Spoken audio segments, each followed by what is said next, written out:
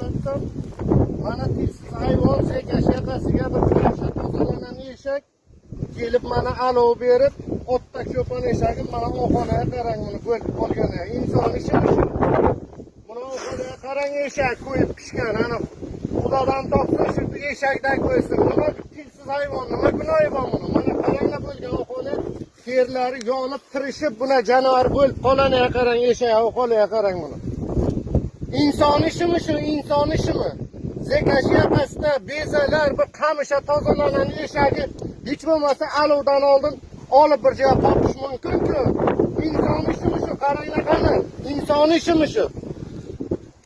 Xudoyim shu hayvondan ham battar bo'lsin, Xudojonim bergan.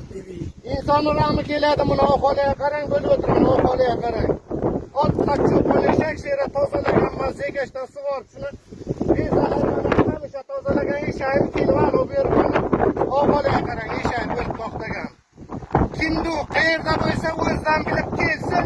Men yaxshi yomon bo'lib xeyli joylarga chiqib bir-birimizni bulg'amasdan kelsin, mana eshak oxolni ko'rsin, mana tanibadan mana qo'yib hamma joy pishib, mana kallalar tishlovchil mana tirishib qolgan. İnson ishimi shu? Ongi bor inson boyatda yashaydigan odam, farzand boqadigan, oq suti onani emgan ota-onadan bo'lgan inson ishimi shu? Aytinglar, qani inson ishimi shu? Ey o'ying qo'ysin ahmoq.